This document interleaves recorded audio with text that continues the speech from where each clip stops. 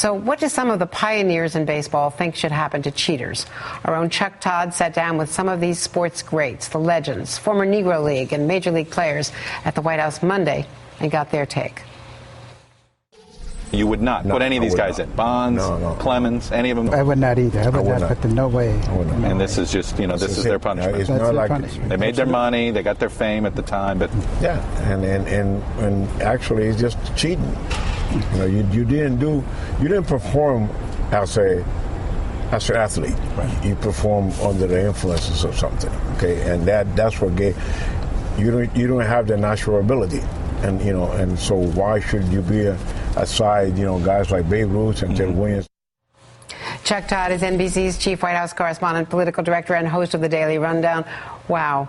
Ron Teasley, Minnie Mimosa. That was pretty cool. Well, it was interesting. They were invited there, and this is the second event over the last couple of weeks. The president has met with some pioneers, African-American pioneers in sports.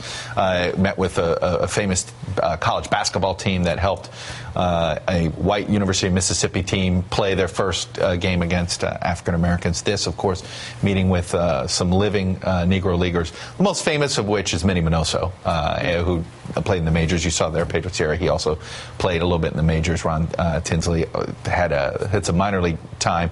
But what was interesting about the conversation when it turned to A-Rod was this whole issue of these guys seem to have had it.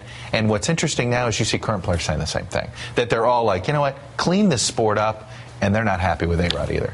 This is Minnie Minoso talking about A-Rod and steroids. Tell me your impression of what's going on with this steroid. First of all, what did they call a performance-enhancing drug in your day? Coffee? Yeah, coffee, you're lucky. And before, we don't make it enough to go and buy maybe one bottle of Dom Perignon. I remember they used to be tough. Just the people and alcohol was smoking marijuana. And happy to never in my life have nothing to those things in my life. I never get drunk in my life. Now I either I'm not smoking.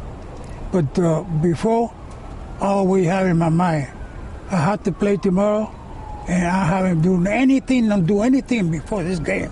Well, I coached high school baseball for 20 years, and I hate to think that any of my players would have had to enhance their skills that way, because we all know that those PEDs, performance-enhancing drugs, are going to hurt you later in life. It's going to physically and also mentally.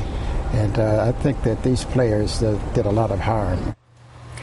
For you to sit down with these greats, and also we've all had the experience, a lot of us, of loving the movie 42 and the whole Jackie Robinson story.